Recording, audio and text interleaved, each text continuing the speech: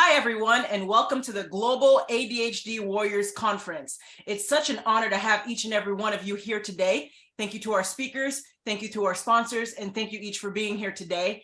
At this time, I welcome our Master of Ceremonies, Dr. Lakeisha James. She's the CEO and founder of Designer Events by Lakeisha. Welcome. Thank you, Gigi. So again, welcome to the Global ADHD Warriors Conference. Tonight, we will hear from some speakers on the topic ADHD. For those that don't know, that is an acronym for Adult Attention Deficit Hyperactivity Disorder. Some of you may already experience this disorder and some of you may have symptoms. Grab your pen and pad, so let's take some notes. At the end of this event, you will be more educated. So let's get started. I'd like to introduce you our host, Regine Sabat. She's a motivational keynote speaker, award-winning author, life coach, first-generation Haitian American, the host of Walk With Me podcast on JRQ TV, financial expert, and CEO and founder of Life Service Center of America, LLC, endorsed by Les Brown. Welcome, Gigi. Thank you. Such an honor to be here. So first, we're going to hear from our keynote speaker, Amy Lee Westervelt.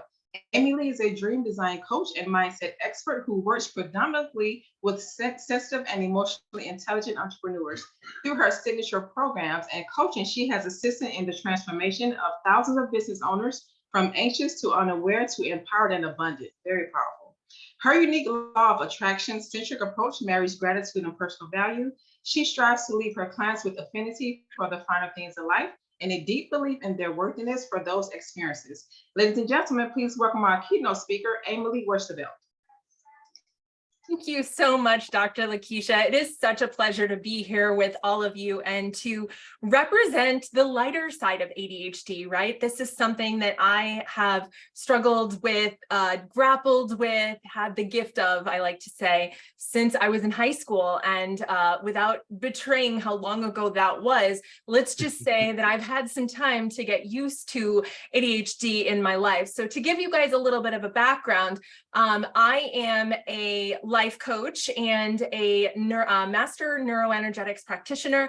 I help people to rewire their brains for success. It's one of the things that I think is most powerful. And one of the things that really kind of holds back, I think, us ADHD entrepreneurs is our limiting beliefs. And I'll talk about that in a second. But first, let me tell you a little bit about myself. I'm a mom of 5 children under the age of 11. I'm married to the man of my dreams. I have a wonderful business. We live outside of Savannah, Georgia.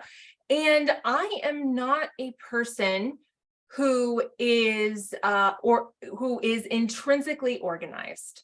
In fact, one might argue that I am, if you've ever heard of the term domestic goddess, I am like the undomestic goddess.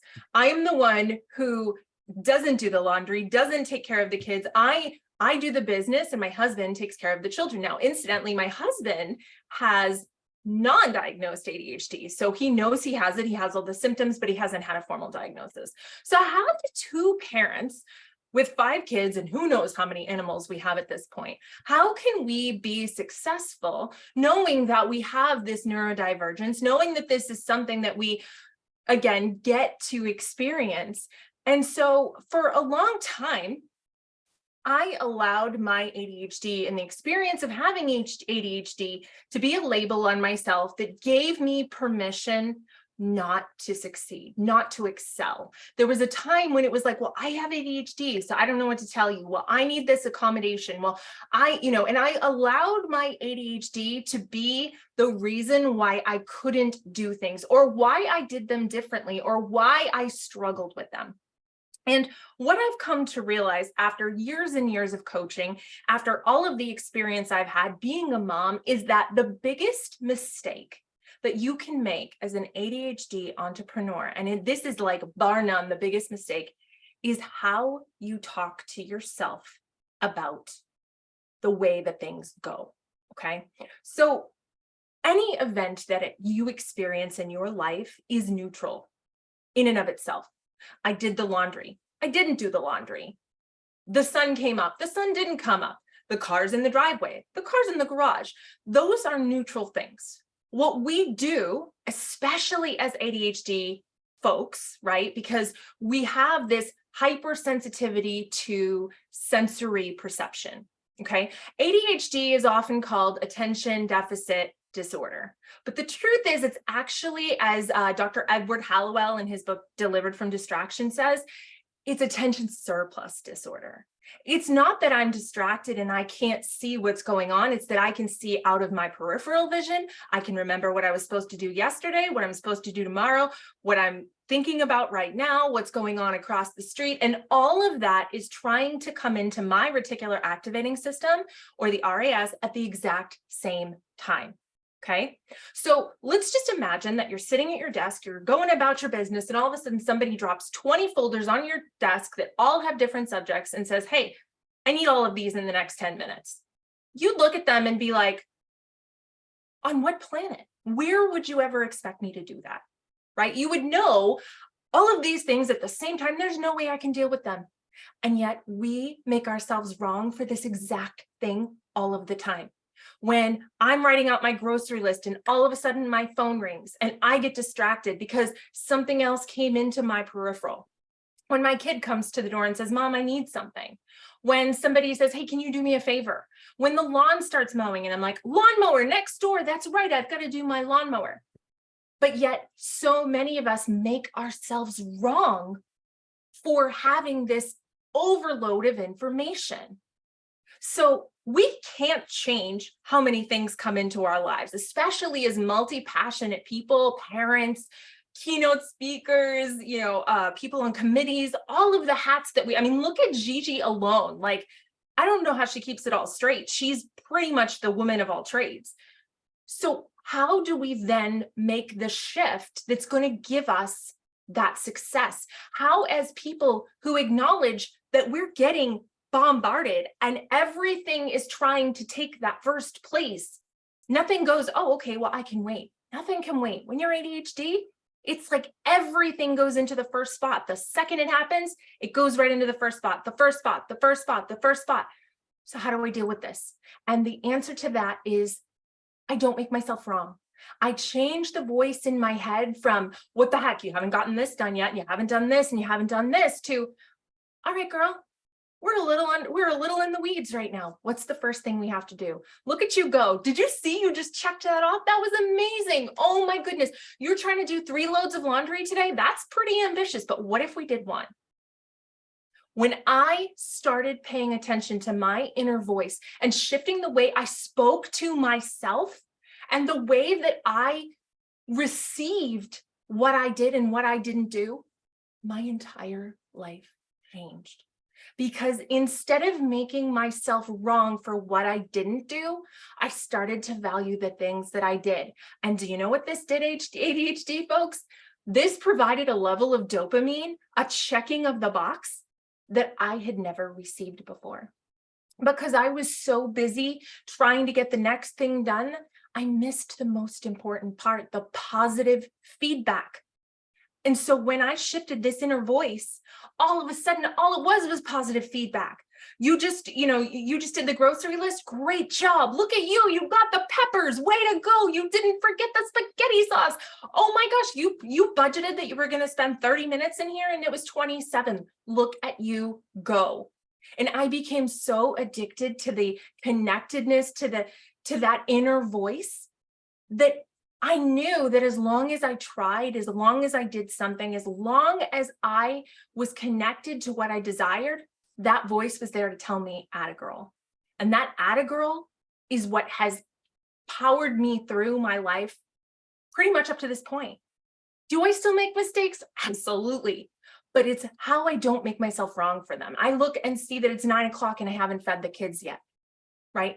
Old me goes, wow, it's 9 o'clock. What kind, your kids are going to get in bed at 11, right? Like, that's old me. New me goes, oh gosh, it's 9 o'clock. We totally lost track of time. It's okay. What are we going to do right now to get these kids fed and in bed as fast as we can? I'm telling you, this one tiny shift will change your entire life. It'll change the way you feel about yourself, which will change the way that you portray yourself to the world, which will change the way that the world magnetizes to you. You can't make a mistake. The event itself, it's neutral. The only thing you can mess up is how you make yourself wrong about what happened. And you can choose right this minute to stop making yourself wrong. You can choose right in this minute to say, you know what? For the rest of my life, until I take my last breath, I'm going to be human. And you own that humanity. You own the distraction and you own the focus, the hyper focus, I should add. You own the love and you own the laziness. You own the up and you own the down. And when you give yourself permission to be all of you, that is when you are going to find the experience of humanity is going to feel like the most beautiful gift instead of the most horrible job that you've ever had. And when you go to bed at night and say, okay, what did I get done today? You'll know because you'll be having that dialogue on a daily basis. So I hope that this helped. I hope that this inspired you. And just to wrap up, and if anybody missed the beginning of what I said, if all you ever did was change the way you spoke to yourself, if instead of making your inner voice your enemy and you made your inner voice your friend, and you stopped looking at things from the point of view of what you did wrong and what you did right, your entire world and your outcomes will change tremendously. So thank you so much for listening to me today. And I'd like to pass it back to Dr. Lakeisha for the next speaker. Thank you. Thank you, Amy Lee. Thank you, Amy Lee. So this reminds me so much of our event last week. We had an OCD Warriors Conference and I was the keynote speaker. And it's so much like the voice inside your head. You're so on it when it comes to that. So on it. I like when you said, change the voice in your head. So on it. And then start valuing the things that you do instead of the things that you don't do.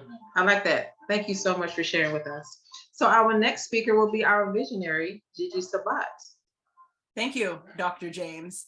And oh my goodness, Amy Lee, what a phenomenal talk there. And I love what you said about shifting how you talk to yourself. It's so important. And I think oftentimes while you're walking through life, we tend to forget that. But we need to shift how we talk to ourselves and talk to ourselves in a positive manner.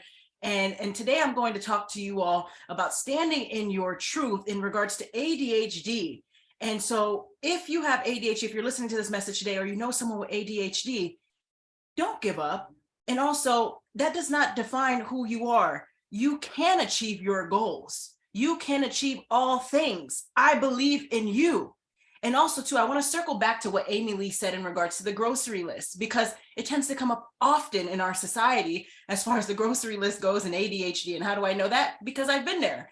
And I'll never forget my mother. She looks at me sometimes. She says, Gigi, sometimes the world may not understand you in regards to the ADHD, but I do, because I'm your mother. And I observed you since you were a little girl. And I know exactly why you put those labels when you buy those groceries, because you need to see it in front of you. Otherwise, you'll forget that it's there. You'll forget that it's there. Not just that, I take a little bit longer to write my grocery list than most. I think I sit there for about 10 to 15 minutes writing the grocery list. And then I have to check it off and check it off and check it off. So yes, it does come up often. Can I get an amen for my ADHD warriors out there? Yes, yes. And so the point is, don't give up. Don't give up. And if you face some struggles throughout the day, maybe it is the grocery list. Maybe it is something else. Maybe it's anything that Amy Lee mentioned earlier today. Don't give up. Keep up the good fight. We're right there with you. We understand you. You're not alone. And do not let your ADHD be the reason why you say, okay, I am going to give up now. Because I see that often. And honestly, if there is a goal in your heart that you've put aside because of your ADHD and you said to yourself, I cannot, I encourage you to circle back to the goal. Circle back to it and continue to serve his people and do what works for you. Do what works for you. And prayer truly matters. And how do I know that? Prayer works for me. And do what works for you. And so if it's your faith, then so be it. Or higher power. I know we have a few folks who believe in a higher power in here tonight. Do what works for you. Thank you. Thank you so much, Gigi. I like what you said, circle back to the goal and also do what works for you. A lot of us don't do what works for us. So if you're listening today, do what works for you and keep it moving. Thank you so much, Gigi, for sharing. Wow. Our next speaker is Jana Champagne. She's an autism mom, retired registered nurse, professor, diplomat of medical cannabinoid sciences. Ladies and gentlemen, please welcome our next speaker, Jana Champagne. Thank you so much, Dr. James. And I'm just so excited to be here. And I love the content so far. I mean, this is just wonderful that we're reminding people the importance of mindset and the importance of not giving up and the importance of that tenacity when we're faced with challenges. And that includes those of us that are challenged with ADHD, myself included. So I'm glad the title of my speech today didn't scare any of you off, and I appreciate this opportunity to explain my perspective on cannabis for ADHD harm reduction. As a now retired nurse who was never taught medical cannabinoid science in nursing school, I had to learn about this therapeutic option the hard way. As I mentioned, I suffer ADHD, and daily use of cannabidiol or CBD, a non-intoxicating compound derived from the cannabis sativa L plant, has improved my ability to focus on the task at hand. As a college professor, having this tool has been vital, especially when I have a big old pile of papers to grade. I'm not alone, and many ADHD patients have reported similar benefits. ADHD symptom management wasn't my motivation when I first considered trying cannabis therapy, though. It was after suffering a complete health collapse in 2012, and pain management was my initial goal. As a nurse, I was highly motivated to avoid starting down the deadly opioid pathway to manage my severe and chronic pain that resulted from what's ongoing today. I have randomly dislocating joints, very painful. But to my surprise, not only did cannabis manage my pain, but it helped to balance the underlying causes of my illness, and my health has transformed as a result. From being labeled by my doctor as totally and permanently disabled in 2013 to fully functional now. I didn't expect such profound health results, which included reversal of my autoimmune lupus lab markers. Now, this really got me curious and drove my research journey into cannabis science. And today I will share some of the science explaining how cannabis provides such powerful healing outcomes, with focus on how it may remedy ADHD symptoms. I'm also a special needs mom to a 21-year-old daughter with autism who also suffers focus difficulties. And while her support needs differ from my own, she also benefits greatly from daily cannabis therapy.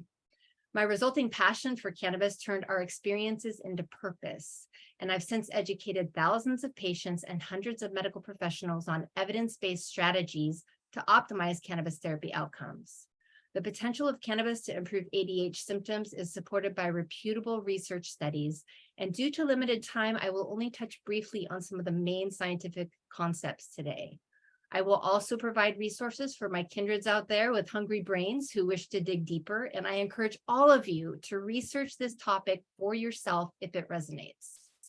The photo to the right is the cover of a nationwide magazine that published in 2017 in Barnes & Noble.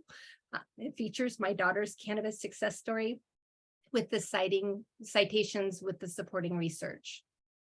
The link to this cover page article is below, and for more information on our journey and my current cannabis industry roles, please visit my Media Kit website below, www.janachampagne.com. But currently, hundreds of thousands of patients in the US are choosing therapeutic use of cannabis despite the complex legalities and legal hoops to access. This includes patients suffering ADHD, which is the most common neurobehavioral disorder in childhood, which extends into adulthood about in 1/3 of the time. Symptoms of ADHD include inattention, impulsivity, and hyperactivity. While ADHD is a standalone diagnosis, it may also express in other neurological conditions like autism or traumatic brain injury.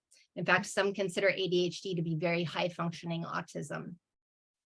According to this research by IASH in 2020, who performed a meta-analysis review of 711 cannabis for ADHD case studies, a 6-week treatment course with CBD improved core ADHD symptoms. Results reflect that supplementing with CBD, which is legal and accessible in all 50 states of the US and many international locations, was effective in easing ADHD symptoms in both child and adult subjects. CBD, being a non-intoxicating compound, did not cause any cognitive impairment, as is possible with other cannabinoids like THC. I agree with the author's sentiment that more research is needed, as these case study compilations are the closest equivalent to real human trials in cannabis research, thanks to gross overregulation of this safe and effective plant.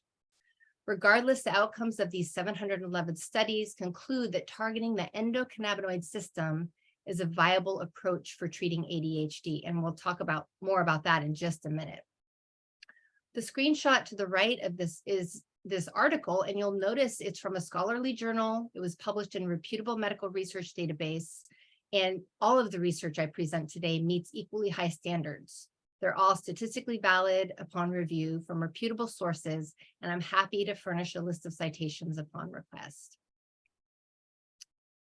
For those who are brand new to the concept of the endocannabinoid system, think of it as the human motherboard of our body. It's responsible for maintaining homeostasis, which is our fancy medical term for optimal health balance. And it does this for every other system in the body. This includes promotion of balance in the brain in the specific locations where dopamine neurotransmitter imbalances are inherent to ADHD. The endocannabinoid system, or ECS, has receptors throughout the body, and it also produces vital nutrients known as endocannabinoids that interact with these receptors. So it's similar in structure to like the endocrine and hormone system of our body. And when I say endocannabinoids are vital nutrients, I truly mean it. And it's theorized that life would not be possible without ample production of these vital nutrients, with the most prolific source being human breast milk, which is our perfect human food. This further supports my paradigm. When endocannabinoid system receptors are activated, they promote homeostasis or balance, thereby targeting the imbalances underlying all disease states. And endocannabinoid deficiency really reflects this. This was coined by Dr. Ethan Russo in 2004. And it's a condition where the body is unable to produce enough endo or internal cannabinoids to stay in balance. Cannabis sativa L has the most prolific source of phyto or plant source cannabinoids available to supplement what is lacking in the endocannabinoid system of those who suffer chronic illness, which explains why it may provide such broad benefits when taken as a therapeutic intervention. To summarize, our bodies make compounds that are nearly identical in structure and function compared with the cannabinoids produced by the cannabis plant. Add the fact that cannabis has been used as medicine for thousands of years and boasts an unsurpassed safety profile, and it's only natural to question the incentive for federal restriction of cannabis access to patients in need, especially when we freely allow opioid prescriptions, which kill patients every 18 minutes in this country today. As a nurse, I was taught to follow patient needs, and that has driven my education of cannabis patients and medical professionals and the cannabis advocacy roles I fill today. Oh, but there's more. Here's a brief review of some additional research articles supporting cannabis as an intervention for ADHD. In a meta-analysis of 17 studies by Scoobel in 2022, reviewing cannabidiol or CBD for ADHD. Man, this is beginning to sound like an alphabet speech. Outcomes reflecting it was effective for reducing hyperactivity while improving focus and impulsivity. Another research article by Miletus in 2019 supports that the CB1 endocannabinoid system receptor is a viable target for improving the dopamine neurotransmitter imbalances that contribute to ADHD symptoms. Additionally, a study by Hufstetler in 2023 found that a single dose of CBD improved attention in male rats with ADHD. Clearly, the science trumps the stigma in regards to cannabis as a therapeutic option for treating ADHD symptoms. So we know that CBD may benefit those suffering with ADHD by promoting neurotransmitter balance, which may mitigate symptoms and reduce reliance on pharmaceuticals. In an objective risk versus benefit assessment comparing cannabis versus a pharmaceutical approach for ADHD, cannabis with its unsurpassed safety profile is objectively less risky, while also targeting the underlying imbalances, which makes it often the more effective option as well. In addition to reducing reliance on pharma, other common outcomes of medical cannabis supplementation include improved quality of life and function. It's clear that cannabis entails fewer risk factors by lacking an LD50 designation or dose at which it's lethal to 50% of the population, meaning even very high doses of cannabis are not harmful, with side effects that are beneficial or even enjoyable. This objective risk versus benefit assessment of treatment options is vital to ensure medical ethics are upheld in serving patients. Yet we are not educating our medical professionals on this science, thereby compromising cannabis patients' ability to receive competent and ethical medical cannabis care. Many of my advocacy efforts stem from this inherent problem, impeding my goal of creating solid solutions and building a cannabis-inclusive healthcare model that upholds our medical ethics. Currently, the FDA-approved pharmaceuticals for ADHD include stimulants like Ritalin and Adderall, which are basically a type of methamphetamine. We know how dangerous that is. Antidepressants, the SNRIs, the antipsychotics like Abilify and Risperidone, and anxiolytics like benzodiazepines and Ativan. The mainstream pharmaceutical approach is risky, as reflected by the list of side effects below, which are not only threatening to quality of life, like extrapyramidal symptoms, which is uncontrollable movement disorder causing tics, plus hallucinations, agitation, headaches, insomnia, nausea, and loss of appetite. Kind of sound like a pharmaceutical commercial. Some of the declared pharma side effects are even life-threatening, like suicidal ideation, self-harm, cardiac arrhythmias, seizures, and neuroleptic malignant syndrome. These medications clearly risk harm to any patient using them to treat ADHD, where cannabis has been used historically for thousands of years with no harm ever substantiated from cannabis use alone. It's clear that cannabis should be considered prior to more harmful or invasive approaches in order to uphold our medical ethics and our commitment to do no harm. In fact, the nurse's Nightingale oath that I took dictates that we not administer an unnecessarily harmful medication. That's a quote. Using this logic, cannabis should often be the first recommendation for patients suffering chronic illness. Unity Formula's CBD products are optimal therapeutic quality, legal pretty much everywhere, and they offer a mind line of products specifically formulated for those with ADHD and other neurological conditions. The Elevate blend is my favorite, and it's the most popular option for ADHD. And our patient testimonies reflect several patients have weaned reliance off stimulants like Ritalin and Adderall using this product. Unity formulas are hemp compounds. They're not intoxicating. They will not risk functional impairment like THC may cause. And Unity formula also offers free nurse guidance and a special 20% off coupon code for our audience today. So you may want to screenshot this slide. Additionally, Unity formulas are products with purpose, and they donate to my 501c3 Autism Safe Haven, which is committed to cannabis inclusive autism care resources. So this goes much deeper than just providing products to patients. I hope this introduction to cannabis helps you expand your paradigm on this important topic and promotes realization of its potential as a harm reduction tool compared with the pharmaceuticals for ADHD. And I hope you will join me in advocating for improved legal access and expanded use of cannabis for our patients in need. Thank you. Thank you. Trying to get my thing down here. Thank you, Jenna. Always a pleasure to sit through your presentation. I learned so much this week and last week. Thank you so much for your expertise.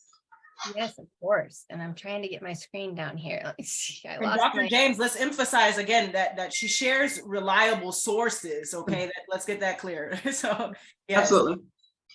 I lost my third screen thing here. Hang on, sorry. Absolutely. You got that, Jenna? Yeah, I may have to just disconnect. There we go. I don't know why it's. There you go. Yay! Technology, man, not my friend. Thank you for having me. Thank you so much, Jenna. And our next speaker is Dan Dominguez. Dan Dominguez, I don't have a bio for you, so if you could tell us who you are and what you do, I would appreciate that. Absolutely. You know, I'm going to get this right. You keep inviting me. I'm going to get this right and get everything into you guys. I got my background. I did my slides.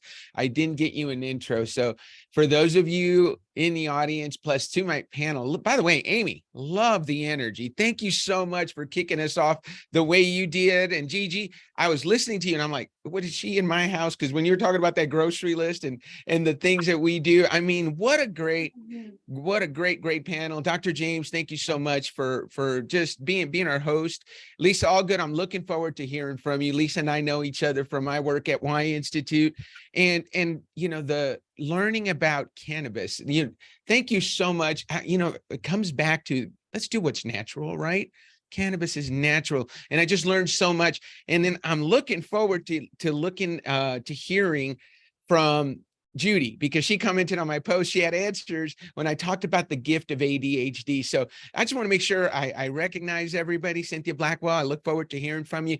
But a little bit about myself. I am the Chief Growth Officer at the Y Institute. And I'm not going to tell you a lot about myself because my presentation is going to tell you a little bit about myself as I go through it. So why don't I just get started? And then if you have any questions, Dr. Blackwell, you can ask me at the end, okay? I mean, Dr. James. All right. Ready?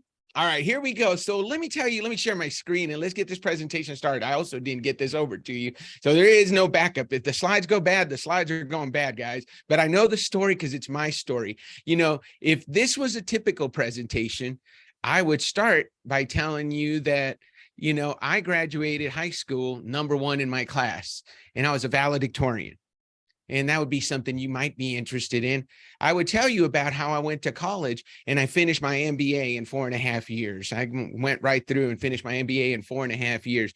I would also share with you that I joined the Army after college and I retired as a colonel after a 20-year career. I'd also share that I went on to work at Baxter Healthcare. I was a dialysis equipment sales rep and became a leader at Baxter Healthcare, which led me to become the first Hispanic CEO in the history of that company. But if I said those things, they wouldn't be true. So I'm not going to start that way. I got to tell you the real story. The real story is that I actually graduated #9 in my class. Now that's not bad because there were 315 students in my high school class. So I did pretty well academically. I didn't get my MBA in 4.5 years. I actually got my MBA in 2021 at the age of 51. And I didn't spend 20 years in the Army. I spent 11 years in the Army. I had an 11-year career.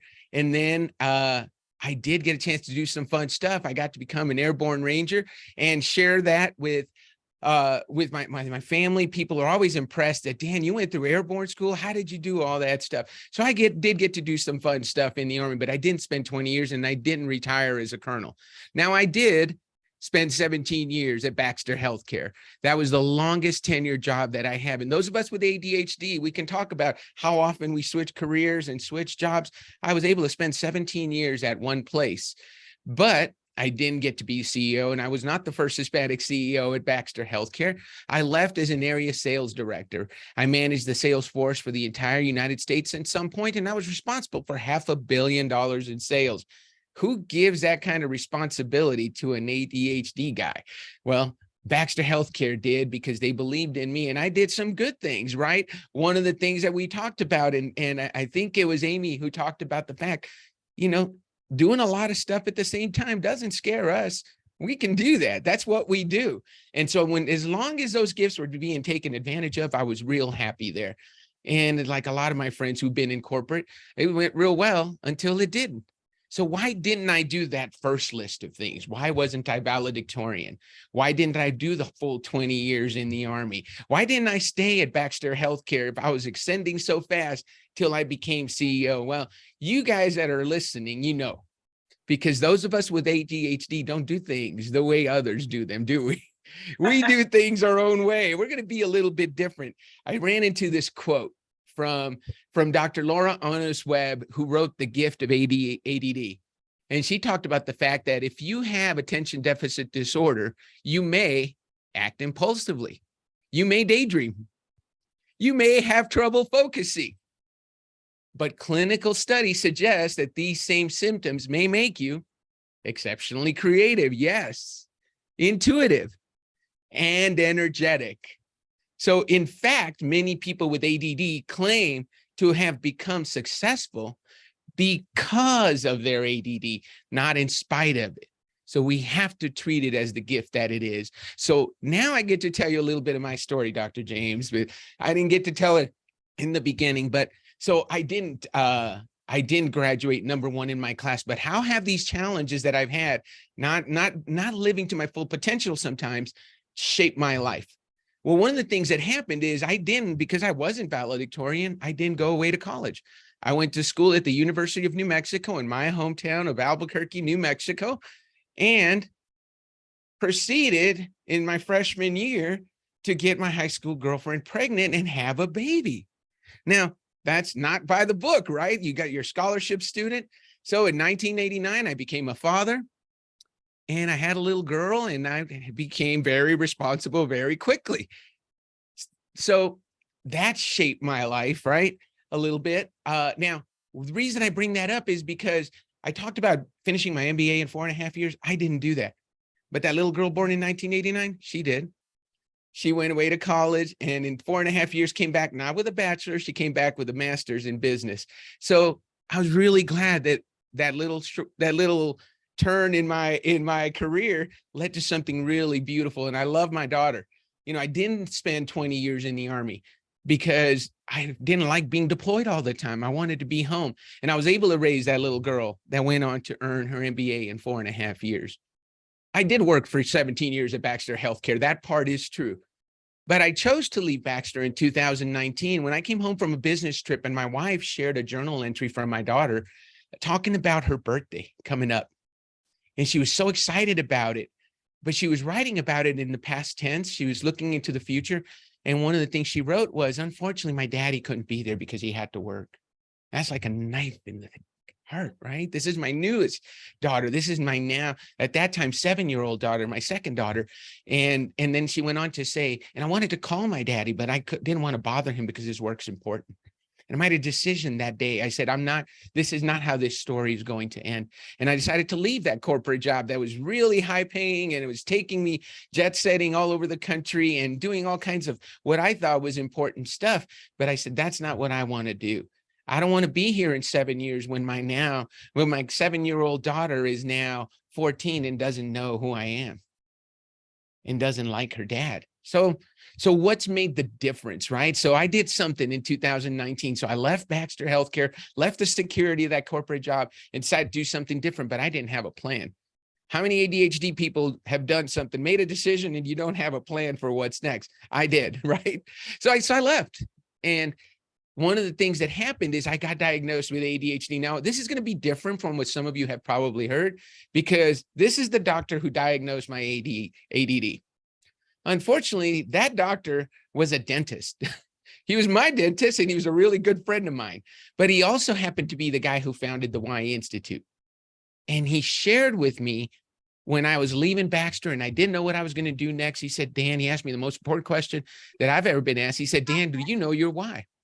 So he asked me, do you know your why? And I discovered my why in 2019. He helped me discover my why, my how, and my what.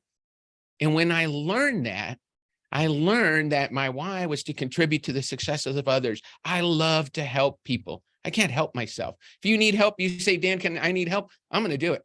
I don't care what I need to do. I'm going to do it. I learned why I was always spread so thin because I was trying to help everybody.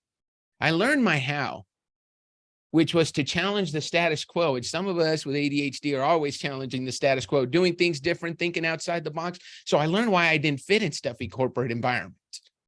I learned that my what is to make sense of things. I learned that I solve problems quickly. And those of us with ADHD, we get that. You know, we can look at something and put all the pieces together and I can come up with a solution. And I was like, so I learned why I am sometimes described as a quick problem solver. But that so what's the lesson, right? The lesson is Albert Einstein once said, everybody is a genius, but if you judge a fish by its ability to climb a tree, it will spend its whole life believing it is stupid. So I couldn't hold myself to the standards of those corporate guys that were on the way to becoming CEO. They had all their plans to get. Guess what? I didn't plan anything. I was really good at rallying people together and getting sales and building relationships. But they'd ask me for my business plan. I'd be like, what do you mean business plan? We're just going to go out and find people that want to buy our stuff, and then we're going to sell it to them. And it worked. For 17 years, it worked really well until it didn't. So I like to say that ADHD without bumpers is like being a fish trying to climb a tree. And so for me, discovering my why, understanding how I work inside gave me my bumpers. I liked it so much. I learned so much about myself that I joined Gary. In 2019, in December, after I had left my corporate job 2 months earlier, I joined him as his chief growth officer. And I have since then helped thousands of people discover their why. More importantly, I've helped hundreds of coaches help their clients discover their why. See, I now understand that although I love to help others, I can't overdo it.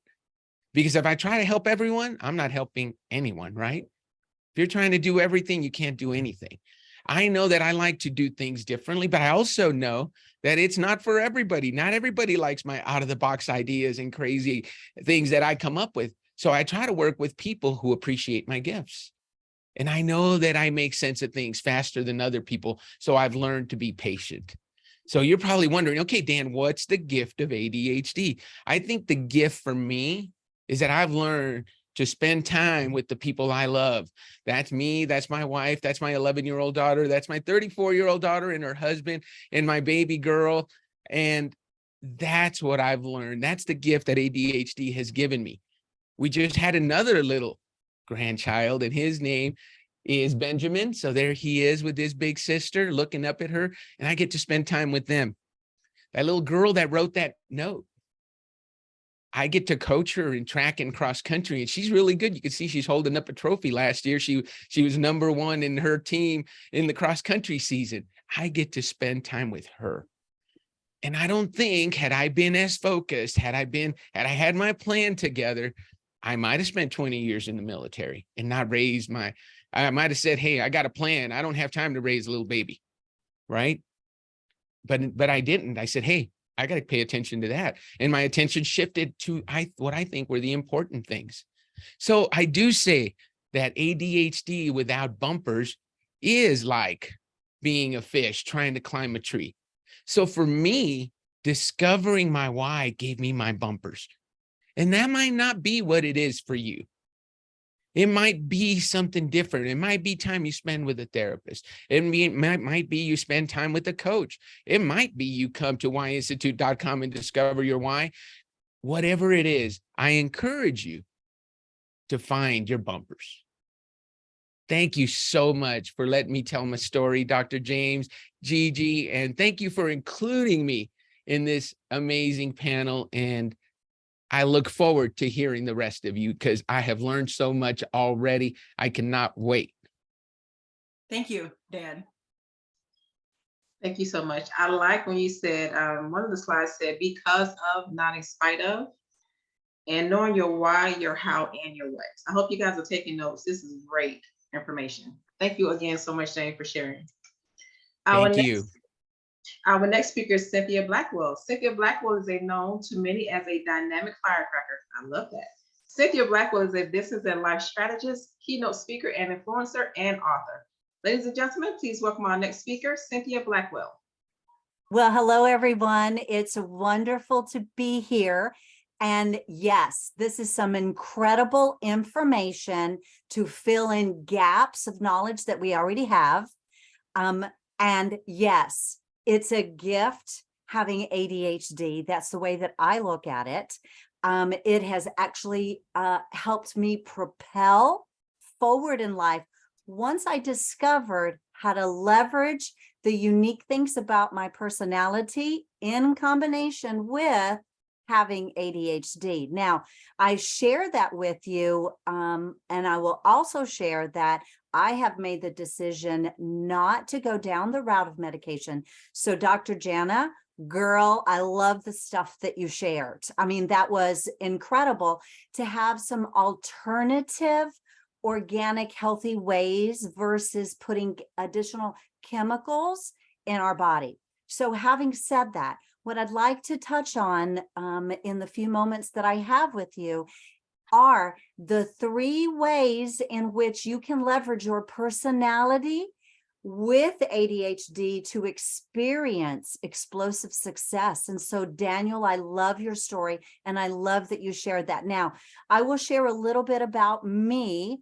I did not know I had ADHD until I was well into my late 30s, early 40s. So that gives you an idea. For me, I had already been married. I already had 6 adult children and my first grandchild on the way. Fast forward today, all 6 kids are adults out of the house, all 6 married, 10 grandkids, and more coming. Okay.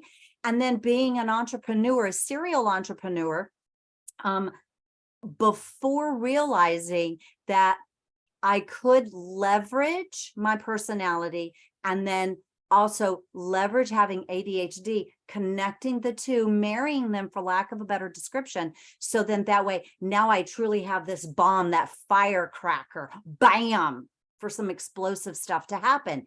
And so let's dig right into it. Now, we're all familiar with personality assessments, personality surveys, different opportunities that are out in the marketplace. What I'm going to focus on with you is DISC and the principles of DISC. I love DISC because of the simplicity. There are 4 personalities, easy to remember, easy to connect and recognize another person's personality. So what I'm going to share with you is so quick and easy. Now, the first question to ask is, what is my pace? Self-awareness and knowing who I am is going to get me closer to learning how I can leverage ADHD, because now I'm self-aware of who I am and what my personality traits are, okay? People connect in accordance to their pace, okay? Have you ever said that? Wow, I love her, I love him, they get me, we just connect, okay? It's because your pace is similar, okay? And so there are 2 questions to ask as the pace. Are they fast-paced? Am I fast-paced? Meaning, do I talk fast, move fast, make decisions quickly, boom, boom, boom, boom, boom? And if I'm not trained, I'm not creating a plan, I'm getting an idea, I'm getting excited, and I'm moving forward. Does that sound familiar, everybody? Absolutely, right? And so once I learned that it's important for me to have a roadmap or just a simplistic plan. Listen, it could be a 1-page, it could be a 2-page, okay? But top 3 goals and objectives of what I want to accomplish, okay? Now, getting back to pace, fast-paced people, those D's and the I's, you know, we want to take action, we want to drive results, okay? And anybody who tries to slow us down or says slow down and plan a little bit, we look at them like they've got 3 heads and we're ready to chew those 3 heads off, okay? But once we realize, and I say we because I'm fast-paced in case you hadn't noticed, once I realized if I not slow down, but if I actually put some thought into it and write it down on a piece of paper, what excites me, what my idea is, and then dig into it. And then the other important piece is, here's the other set of personalities and their pace. The other group are more passive. They're not slower, y'all. They're more passive, methodical, analytical, and conscientious about what it is that they want to accomplish. They're intentional and they pay more attention to the details. Now, these 2 personalities also, in many instances, I'm finding people that have ADHD, even in and having those personality traits, okay? Now, again, we're connecting with another human being in accordance to their pace. Why is that important for us to know that about ourselves? Because fast-paced people need to plan, it's important for them. And then more passive personalities need to have a plan, but they also need to set deadlines, realistic deadlines that I'm going to do research, but I'm going to make a decision, okay, to move forward. So that's very important for both sets of personalities as it pertains to your pace. Now, people make decisions in accordance to priorities, things that are important to them and how they make decisions. And so the other set, now that we know what our pace is, and by the way, here's that asterisk, that used car asterisk, but I'll say it slowly. If you say to yourself, well, you know, I can turn it on and I can be fast when I need to, trust me, you're more passive. Now, if you're fast paced and you say, well, you know, I can slow down and I can sit down and I can write a plan, that's fantastic. But I'm telling you, you're fast paced, embrace it and just go with it. Okay. Now, priorities. There are 2 different ways in which people make decisions. It's either going to be facts, all about the facts, all logic driven. I'm more skeptical. I'm more challenging the status quo. Now, we will call that group of people pessimist. That group of people will tell you, excuse me, I am a realist. I look at things in real life, real time. I remove emotions from it and I'm looking at the facts of the matter. Okay. Now that's fantastic. But the other side, these other people are saying, well, yeah, I know we need to look at the facts, but it's more important to me that I feel good about whatever it is that I'm doing. So this other group is about how they feel about the act, how they feel about the idea. And then very importantly, who they're playing with, who they're going to be spending time with, who's going to be helping them. Because at the end of the day, all four personalities, we all want collaboration in some aspect or in some respect of achieving explosive success. Do y'all agree with that? We all want someone to play with on the playground to support us and help us. Now, having said that, all four of the personalities, we need to have accountability in place. So what's most important is once I know what my pace is, and then once I know what my priorities are, it's important to have at least 3 accountability partners in our life that are coaching us and helping us, and then also holding us accountable, but with love and support to help us achieve that. Now, the big picture is a part of all this is procrastination too. Can I get an amen on that and some hands raised? We all procrastinate. Now, fast-paced people tend to procrastinate more than the passive, methodical, analytical, meaning to take action. The fast-paced people get excited about an idea. They start something, but they don't usually finish it. Sound familiar, everyone? Okay. The opposite of that, passive, methodical, analytical people, they won't start something because they're going to plan something to death. They're going to research it to death without taking action. And so, again, ADD, ADHD, how do we leverage that? How do you leverage it? First, by recognizing and embracing the fact that we do have this beautiful, wonderful gift that God gave us. Okay. He also gave us our unique, beautiful personalities. And so procrastination, okay, we can look at it either way. The most important thing to do is, again, plan it. Now, I love the magical power of 3. I even wrote a book about it, and I did over 10 years of research on the magical power of 3. Now, the 3 things to do, no matter what your personality is, now that we have some self-awareness, I know my pace and I know my priorities, I know the people, or I have a stronger sense of the people that I need in my life to hold me accountable in a loving way to help me propel forward and achieve explosive success. As a part of that, the 3 things that are very important that you also take into consideration is, number 1, my morning routine. What is it that I'm doing every single morning to set me up for success? Now, our personalities, those 2 passive, pay attention to details. They love processes and procedures. Okay. That's their safety blanket. So if that's you, create a 3-step process around you achieving explosive success by habit number 1 of the 7 habits of highly effective people, and looking and taking the end into consideration. What do I want to accomplish at the end? And then backing it up 3 simple steps. Okay. Now, the other thing is, second is your sphere of influence. I've already touched on that. Who are the 3 people in your life that are helping you and holding you accountable and supporting you by asking, what's your why? How are you going to do it? And what are you going to accomplish? What are your goals? Okay. Third thing is our activity that we do every single day. I am a big proponent when I'm working with clients, and I practice this myself by creating your top 3 categories of focus every single day that are centered and aligned with your top 3 goals and objectives. And by the way, by doing that, you tend to focus on getting things done in those 3 categories instead of going all day long, squirrel. Oh, another notification. Hold on, Facebook's calling. I gotta go look. Ooh, the gram. Somebody just posted something really cool. Jason Aldean is in another small town somewhere causing chaos, or whatever that might be, or a beautiful prayer. My point to you is this. Also invite and plan for those beautiful distractions.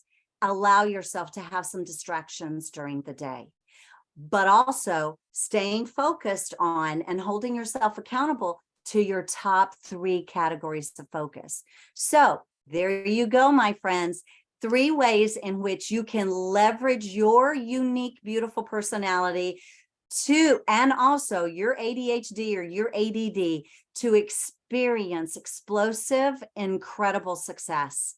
Thank you so much for the invitation to share with you today. I'm so glad that I got to share, but more importantly, selfishly, I'm so glad I got to listen to everybody else because I'm learning something.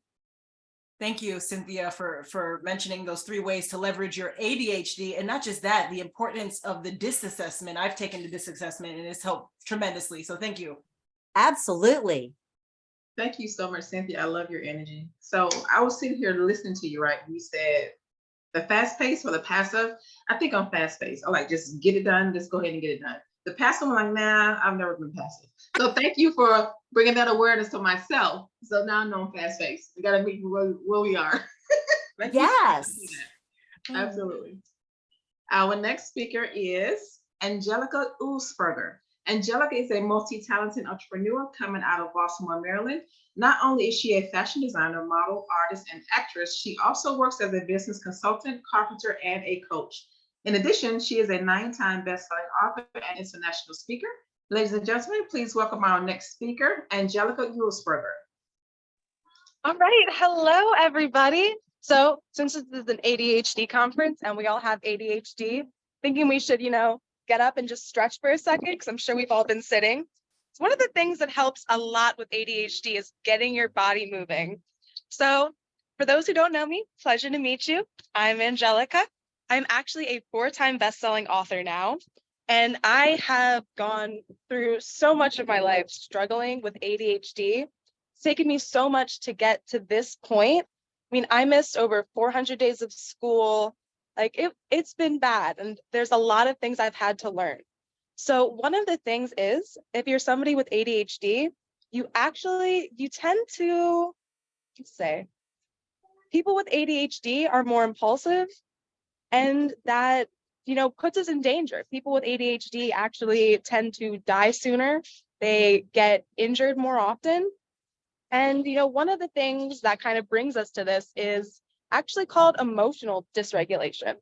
So ADHD, as we all know, it's just things aren't working right. It's emotional dysregulation. It's just dysregulation as far as you're functioning. But one of the hardest things we deal with is our emotions. I mean, I'm sure you guys have had those days where you're feeling fine and you just go just from down here to up here, just suddenly. And a lot of people don't have to deal with that. And that's one of the things that also makes us so resilient, is that we have to go through this. You have to build up so much strength to keep going. So what do we do about this emotional dysregulation? Well, there's actually a good amount of things we can do. So one of the things is actually called box breathing. So I want to go over this one really quick, because when you go from 0 to 100, sometimes you just can't slow down. Your thoughts are racing and you just need air. Okay, so box breathing is basically, think of it like a box. 4 seconds, or go 4 seconds in, hold your breath for 4 more seconds, let it out for 4 seconds, hold for 4 seconds. You see how it's kind of a box as we go 4, 4, 4, 4. All right, so I'm going to count. You guys just try to breathe with me so we can practice this.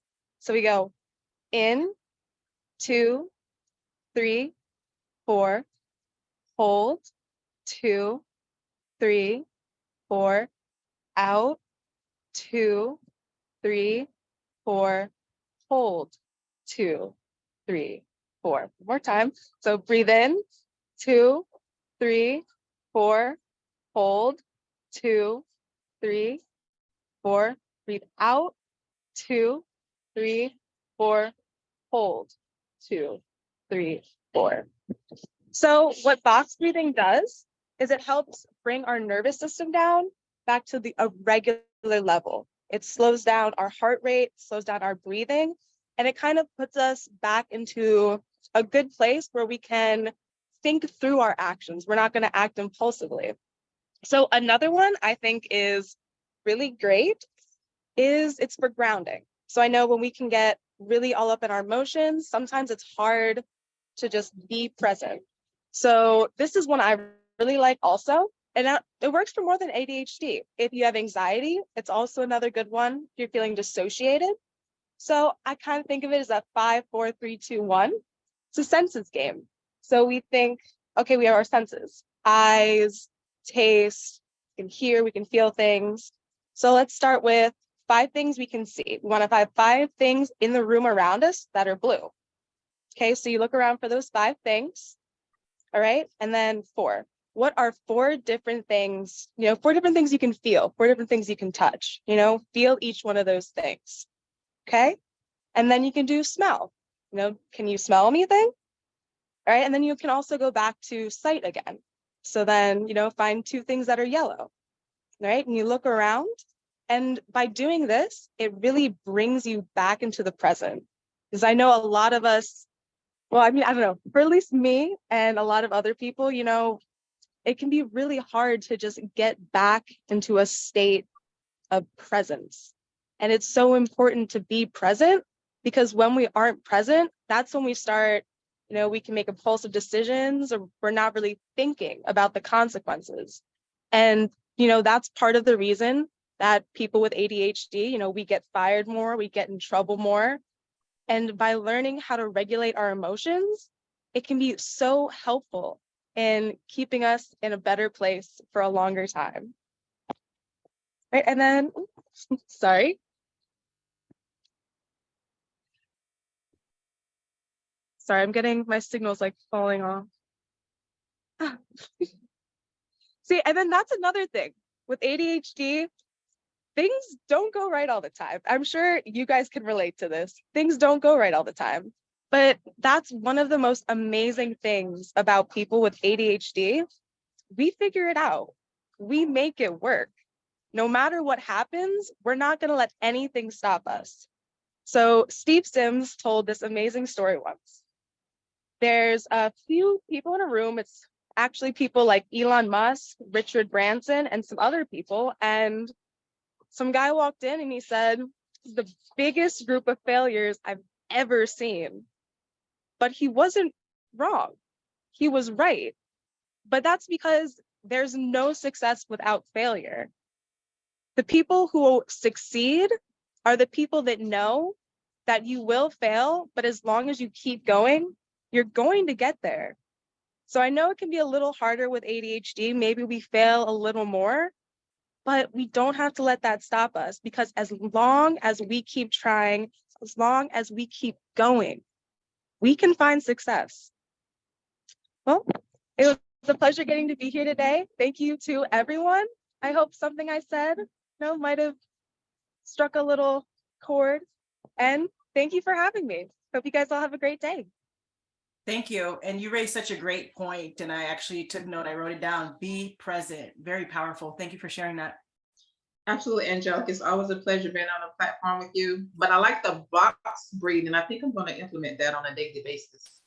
It really calmed me. Yeah. Thank you so much for sharing, Angelica. Our next speaker is Judy Swindle. She is a faith-based master transformational life coach and CEO of JS Heart and Soul Health and Life Coaching. Judy also shares her experience as a blogger and a public speaker who promotes women finding confidence, power, and voice to allow them to embody their truest selves and live in their purpose. Ladies and gentlemen, please welcome our next speaker, Judy Swindle. Hello, everyone. Can you hear me all right? Yes, ma'am. All right. And just a little ADHD thing, I have to have things correct. It's Swingle. There you go. I'm talking about things that really touch parts of my own life and challenges that I've had. And that is going past the limiting beliefs for ADHD and other areas of life so that everyone can stand and arrive in their power. And in my own life challenges, experiencing educational biases and social biases because of a seizure disorder as a childhood. In grade school, I was then diagnosed with dyslexia and visual perception disorder, and much later in life, in my late 50s, sounds like a theme, I was diagnosed with ADD.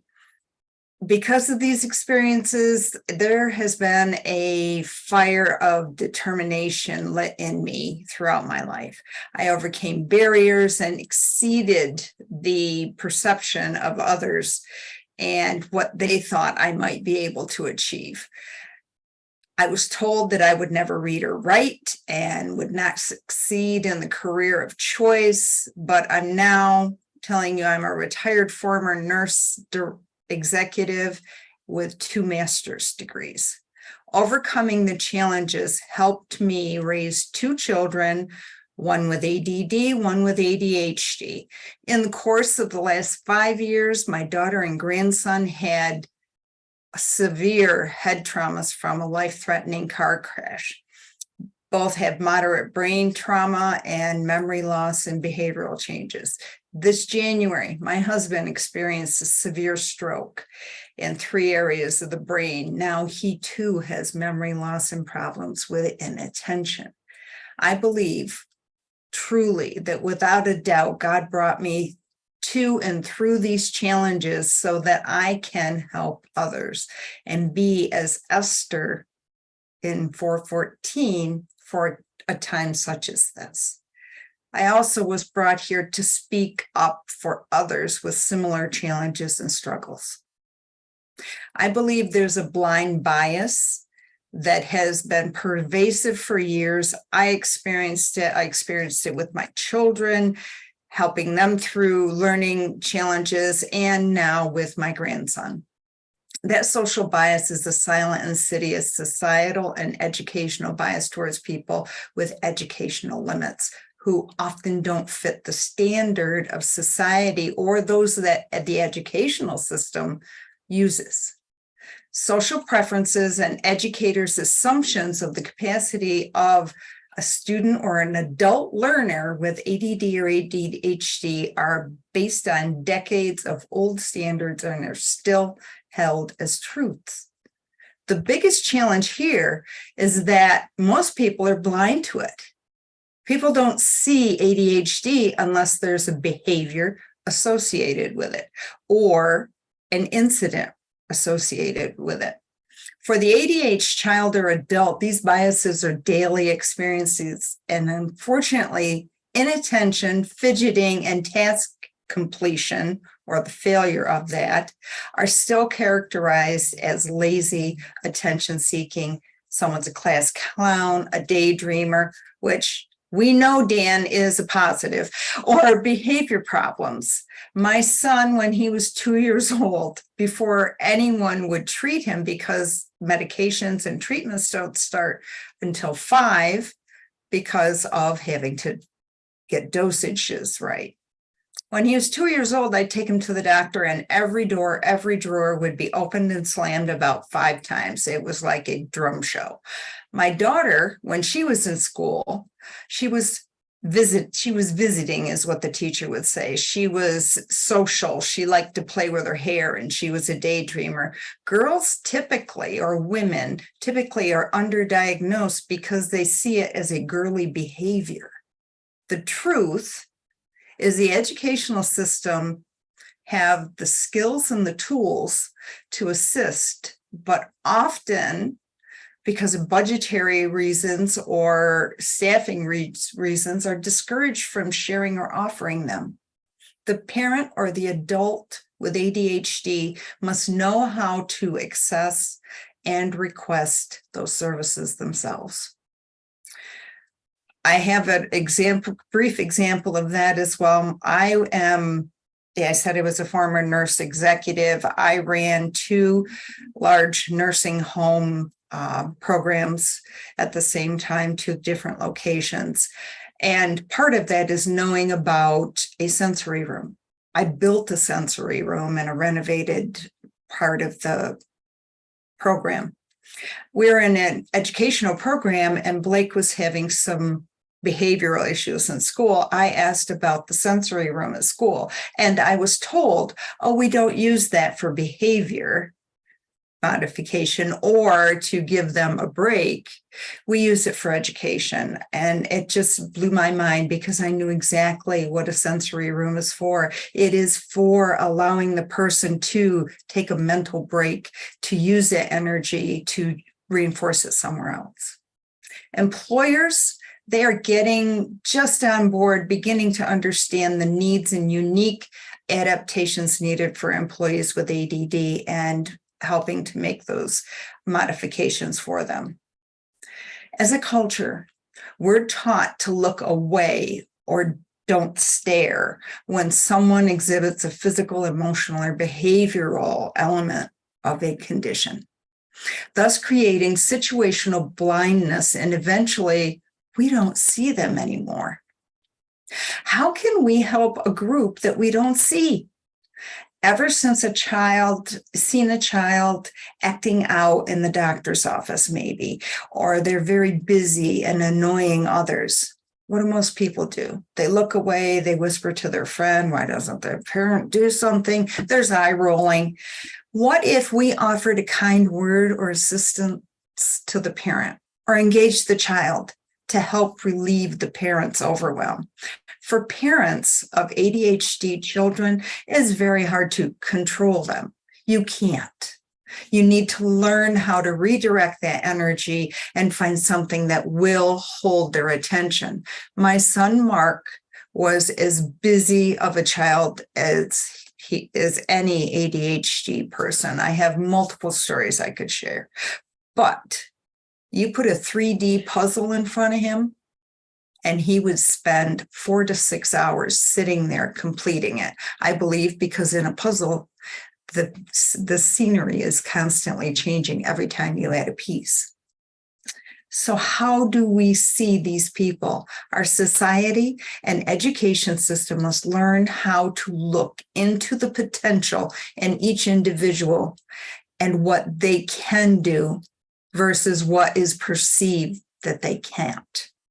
When we inspire and help cultivate confidence, freedom for them, then they can stand in their truth. Over time, adapting and overcoming barriers and perceptions requires individuals to build resilience to challenge their expected outcomes. How does building resilience help the ADHD individual succeed in life? Well, this is not without frustration, anxiety, or anger, but resilience requires emotional distress. If we never experience disappointment, stress, or frustration, we never learn how to deal with it.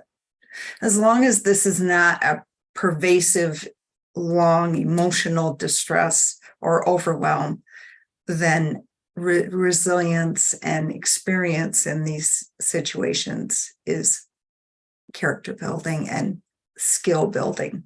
It's essential to teach those with ADHD or other brain traumas to know their personal limits regarding overwhelm and what triggers them.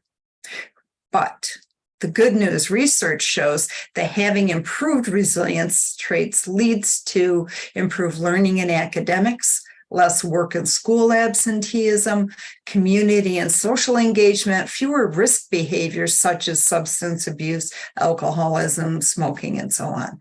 But other health outcomes and benefits from resiliency are improved mood, resistance to stress, and improved coping, better recovery after surgery or injury, and my favorite is successful aging and improved well-being as we age.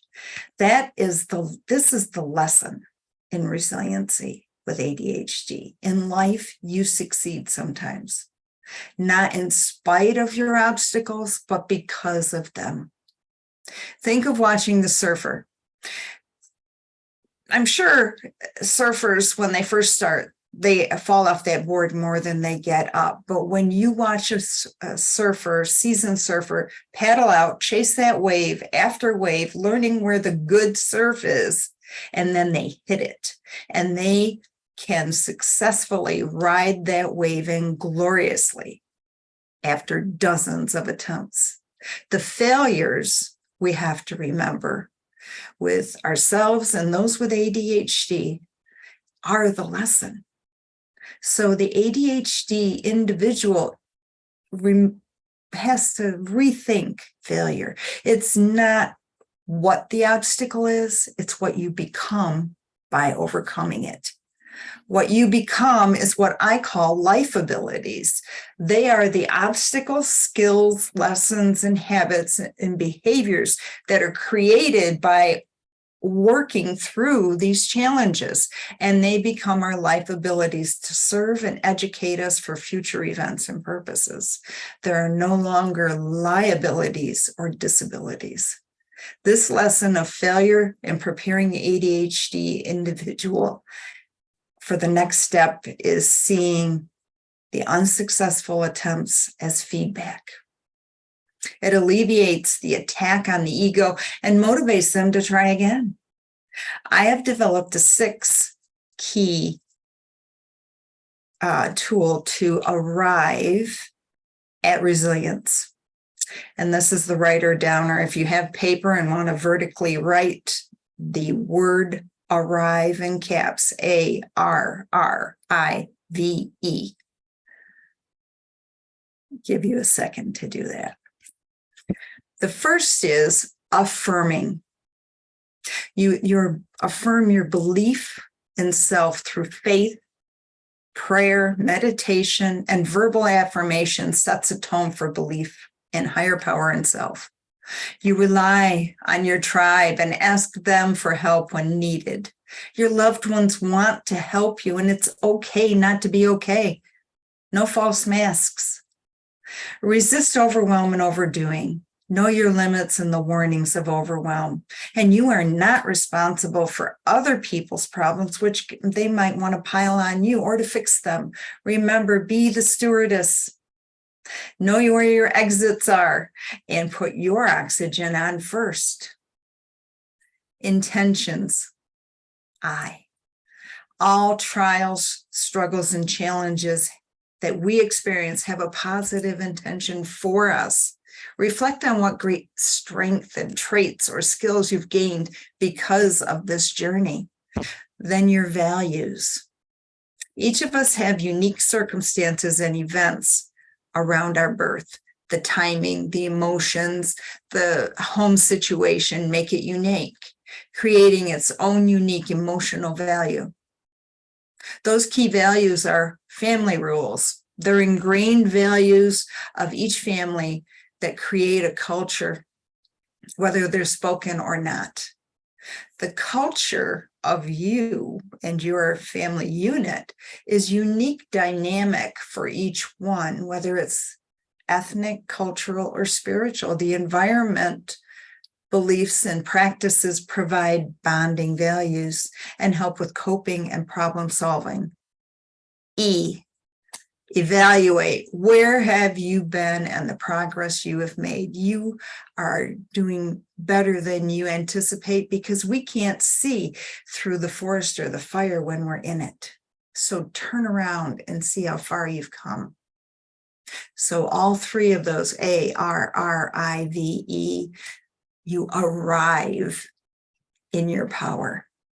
The preconceived ideas of someone's capabilities, and they just promote unspoken and unseen biases and can create lifelong imprinted beliefs in someone. These biases are pervasive and silent thieves, robbing the individual with ADHD of their divine purposeful potential, and our society continues to let it. We need to instill empathetic, emotionally intelligent communication skills. That's a lot of words. But teach our children to think of other people's thoughts, feelings. What is the social situation and the culture that they're living in? Engage them. When we do this, we will aid in stopping the marginalizing of individuals who desire and strive to improve or stretch their capabilities.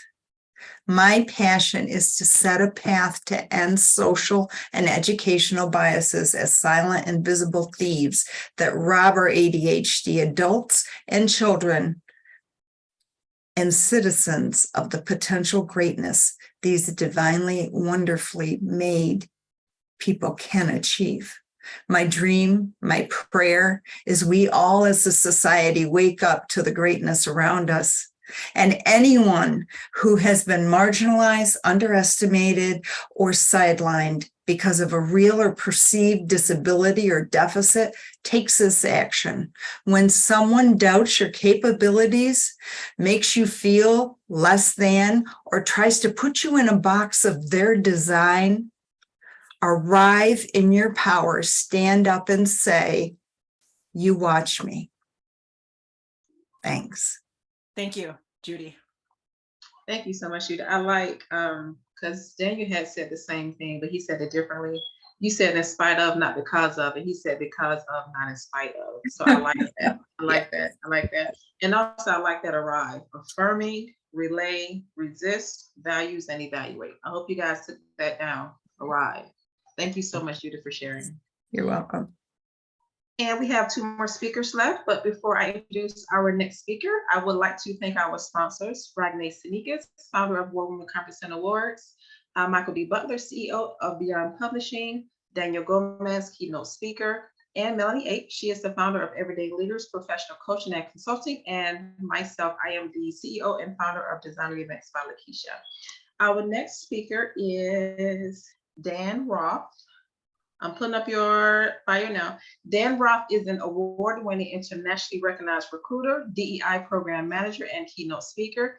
Diagnosed with attention deficit disorder at age 7, Dan struggled with anxiety and depression from an early age. It is this lived experience and dedication creating a more equitable world for his twin daughters that have enabled and motivated him to break through the confinements of societal norms and discussing topics often deemed too uncomfortable.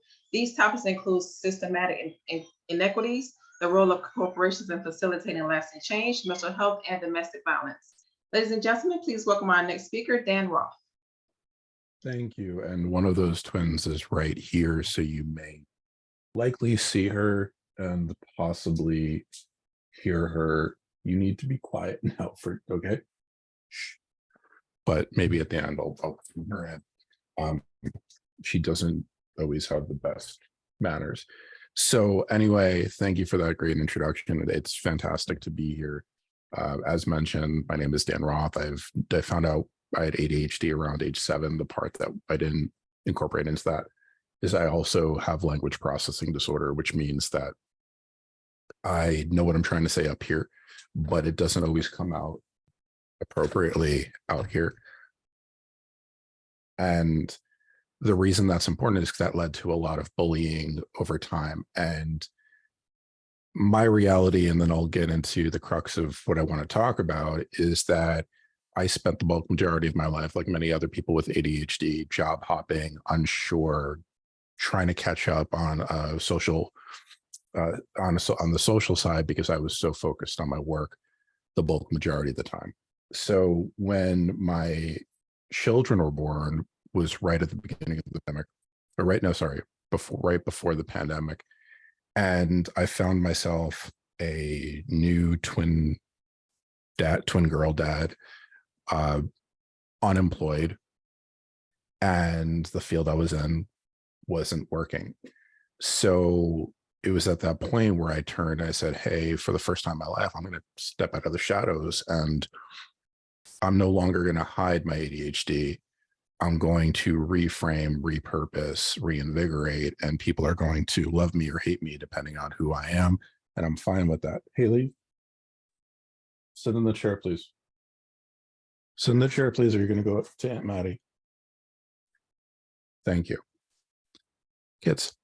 And the reason I bring that up is because through that process and through the discovery of, okay, well, I'm going to live and die on my own merit, I became globally recognized as a recruiter in this space. And what I'm really here to talk to you about, I'm going to do my best to make it brief, is the true reality of what's going on in the job force right now for those with neurodiversity in general, but with specificity to ADHD. So the truth of the matter is that the ADA really only covers anxiety and depression.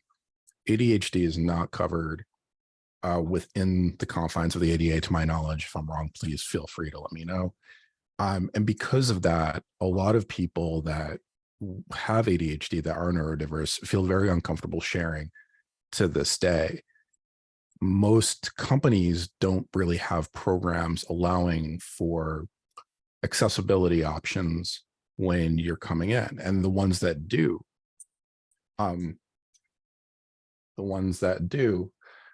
make it so hard to find, they never actually know where to go.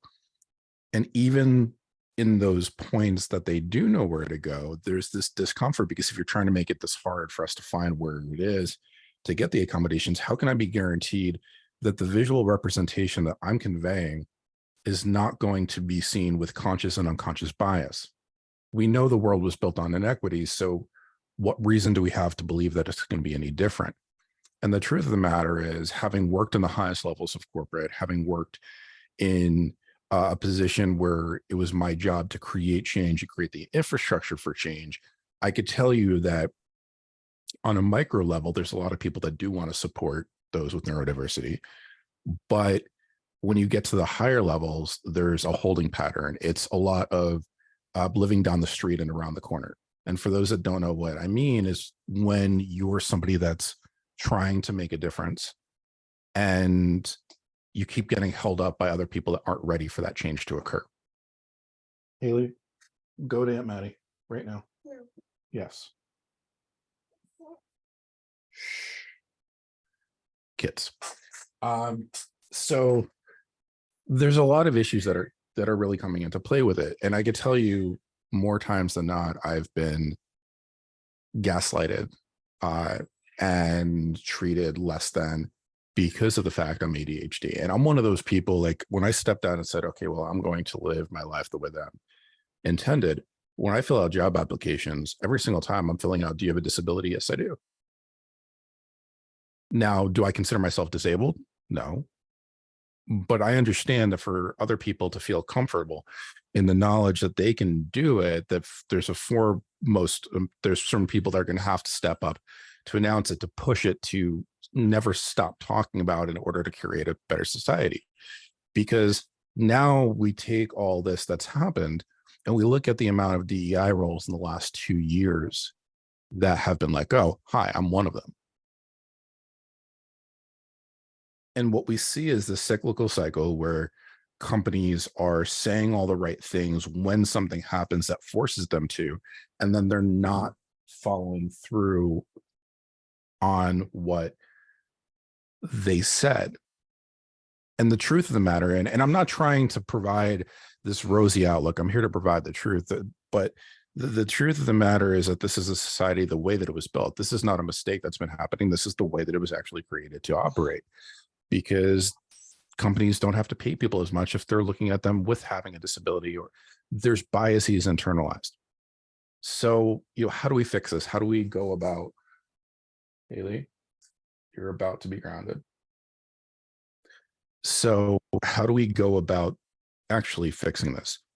It's going to be a hard, long, windy road. There's no ifs, ands, or buts about it. There's only a small percentage of people that even understand neurodiversity. One of the reasons it doesn't get diagnosed as much as it should is because the number of specialists are so grossly small that even when people go to med school, there's not a large environment. There's no going to school for ADHD unless you're going to go to something like ADCA, the ADHD Coaching Academy run by David Gwerk. And even then, you're getting your certifications, but that's not from a psychiatry component. So there's no ability to determine what's the actual best course for you, which in turn leaves a lot on the parents. The point I'm trying to make, and the position that I always take, is this: it's going to take the fierce few that continue to step up and continue to talk and continue to push. and continue to work with those employee resource groups that continue to go past the red tape, that continue to force the hand and find the angle every time they're pushed in a different direction, that are going to allow for us to grow as a society. And I'm talking not just in the United States, I'm talking as a global society. Neurodiversity is very much misunderstood globally, not just in the US. In fact, in a lot of countries, neurodiversity and ADHD isn't even recognized. So those strong few have to step forward. But we can't force it, because as much as I hate this about DEIB, and in terms of racism, I don't adhere to this, but in terms of this aspect, I do. We do have to meet people where they are at a certain extent. And it's sad, because most people are way behind where they should be. But there's hope, because people are talking. Not going to keep any more time. I've got my twins to work with. Gigi, I want to thank you for allowing me to be here. Please feel free to contact me with any questions. I appreciate all of you. Thank you, Dan. Thank you, Dan. I like never stop talking about it. You guys heard that? Never stop talking about it. Thank you so much, Dan, for sharing. Now, our next speaker is Lisa Allgood. Lisa Allgood is an author, speaker, and the host of Gigi's and Me and ADHD podcast. Lisa is a qualified ADHD coach. She provides a safe, compassionate place for self-discovery. Ladies and gentlemen, please welcome our speaker, Lisa Allgood. Hi, everybody. Hey, Lisa. Hi, Gigi. I just It's an want to honor. say really quick, Dan, I don't know how you managed all those transitions with your child. Like, that is one of the biggest challenges with ADHD, and you were like a champ. I'm impressed. I want to say thank you. My other daughter is autistic, and this is, one of the things with the pandemic is I wound up being a full-time dad for the first 18 months of their life, and it's the greatest blessing I've had. But you learn quick. But I appreciate the acknowledgement. I know how hard that is. Okay, sorry, Gigi. No, not a problem. So we have the Q&A section here. So Lisa, tell us a little bit more about your experience with ADHD. Okay, so, I kind of love that I got to go after everybody, because I kind of got to hear everybody's story, right, Judy? I loved what you said about resilience requires emotional distress. I'm going to try to figure out how to tell my teenager that, because I think that's fantastic. But I was actually just diagnosed a couple of years ago at 52. So, as I think it's been said on numerous occasions, the whole thing about women and how women present and how girls present and all of that, it's missed a lot. Another thing I would like to say, going off of what Dan said in a way, is that as a person with an ADHD brain, you need to understand that you're the expert on your ADHD. You cannot go to an expert, you cannot go to a doctor, you cannot go to anyone thinking that they're going to have answers. Because as Dan said, they're not getting the training. They have no idea. So you have to advocate for yourself. You have to advocate for your kids. You just learn, research. There's tons of information out there. So I got diagnosed, and unfortunately it was under an extreme amount of stress. My brain kind of decided it wasn't going to cooperate anymore and wasn't gonna, my old systems didn't work. And so I ended up actually getting diagnosed, much to my shock. I had 2 kids that were diagnosed, but if you research ADHD, it talks about the stereotypical hyperactivity and, all these things that I've never dealt with. So the diagnosis was really, really good, though. I think getting diagnosed is very empowering. Back to what a lot of people said about essentially being who you are, right? Finally giving yourself, Dan talked about, basically giving yourself permission to be who you are. That is a huge key for ADHD, for you to move forward. Awesome. Lisa, tell us more about your faith in ADHD or your higher power. Tell us a little bit more. Right. So, so when I was diagnosed, like I said, it was very empowering. I actually went through ADCA, Dan. I like that, where we're at. I love ADCA. Phenomenal program, their understanding of ADHD, it was so validating too, ironically. Through all my research, I decided, I want to go help. I can't like be quiet about this because people need to know, and people that have ADHD need to understand it. So they can stop telling themselves all these horrible things about themselves, that they're lazy, that they're stupid. Why can't I just do it like, Christine? She's successful, her house is immaculate. Why can't I do that? So it was key in me understanding that I needed, instead of trying to figure out what I wanted to be when I grow up, I needed to figure out who I was and who I wanted to be. That is just that little shift in how you say something is huge. And through allowing myself to be who I am, I would actually allowed myself, my brain to work how it naturally works. And that led me into a much deeper relationship with God. And my final piece, I believe the final piece in understanding who you are is you have to understand whose you are. And you have to completely and totally surrender to that. And that's where I found my my purpose. That's where I found I'm in sync with everything in my life is all in sync now because of that. So through that, God allowed me to I went through a lot to get here, but to get that diagnosis and then in that get a better understanding of what the relationship is with him and the impact that I can have through that relationship. And so that has made, ultimately, that was the key. That I believe that is the key to that self-acceptance and to that it's really about giving yourself grace to be who you are. And you can't have that without knowing who you are. Thank you, Lisa. And at this time, I turn it back over to Dr. Lakeisha James. Take it away. Oh my God, you guys are amazing. You know that? I've learned so much today. Thank you guys so much for being vulnerable and transparent. I'm sure everyone that is tuning in today has learned something that they did not know, because there's a lot of things I did not know. So thank you so much for being transparent and vulnerable and sharing and just being your true self. Like I said, you can't know who you are until you know who you are. I like that. I like that. And I think all of us on this platform are Christians, so we can pretty much relate to whose we are. So thank you so much, speakers, for sharing your truth. And then also we're going to have some closing remarks for our visionary Gigi Spot, and then we're going to close out with prayer. Absolutely. I just want to say, wow, absolutely amazing. Again, thank you to our sponsors. Thank you to our speakers and our keynote here, Amy Lee. Thank you. Oh my goodness. Wow. I appreciate you so much. And thank you all for attending today, and just grateful for each and every one of you. And as you all have learned today, as far as ADHD goes, again, there's so many stigmas, but now you're aware of how these warriors right in front of us today, right? Amazing warriors with ADHD, or with a child with ADHD, or someone with ADHD that they know is bad or is fighting every single day, is literally fighting every single day.